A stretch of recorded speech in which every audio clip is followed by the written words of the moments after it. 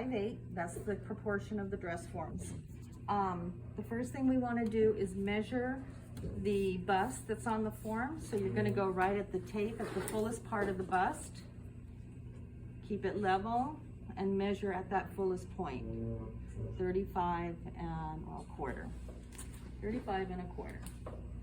So then the next thing I want to do is the high point shoulder. So we'll go right up to the neck at the high point of the shoulder to the apex, and I have 10 inches. So I'll come over here and record 10 inches. And then center front right here to the waist. So you go right to the waist seam, and I have 14 and a half. Then the next thing, yours, of course your measurements are all gonna vary. The next thing is center back, neck to waist.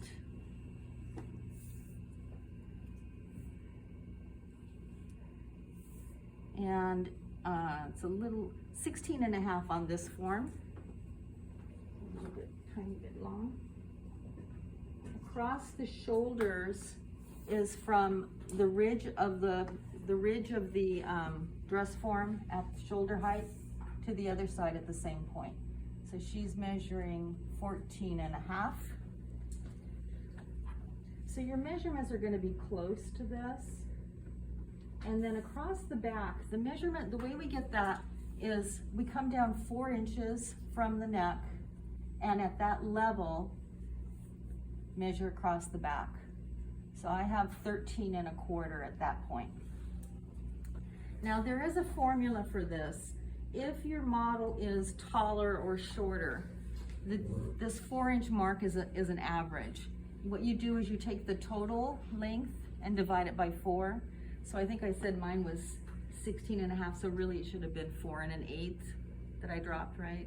If I divide 16 and a half by 4. Okay, so it's basically 1/4. If you're not sure, again, on math, you can always do this.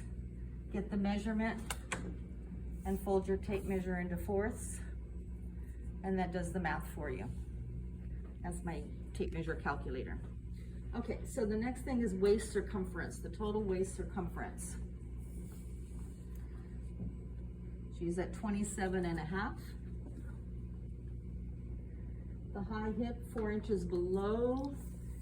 So you want to come down 4 inches and measure at that level.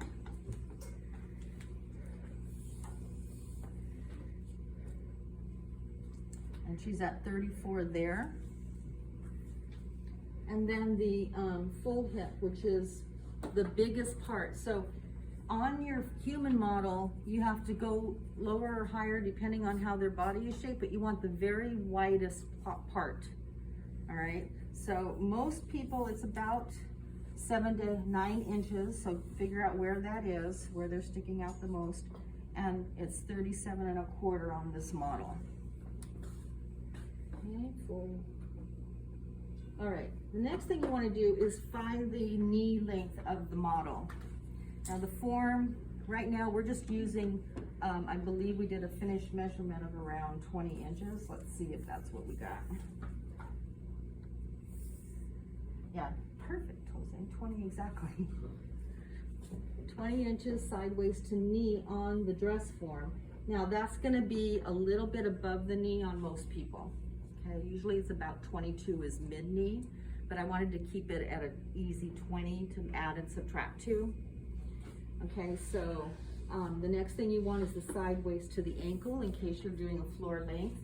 Now typically, since we don't have it on the dress form, I'm gonna give you the average size 8 is 40 inches. Okay, so from the sideways to the ankle, 40 inches. The shoulder to wrist length, ours should be 24.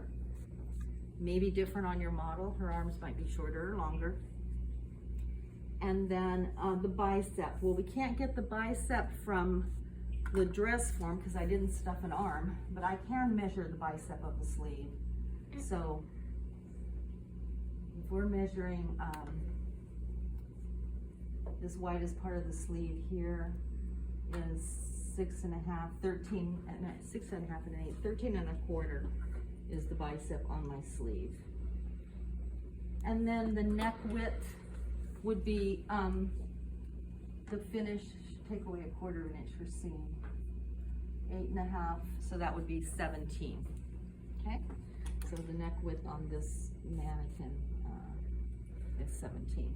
All right, so then you would take those same measurements from your live model and record them here. Once you have those measurements, let's say I'm going with 5'6" and my model is 5'7". I'm gonna say it's a 1 inch difference. She's 1 inch taller. High point shoulder.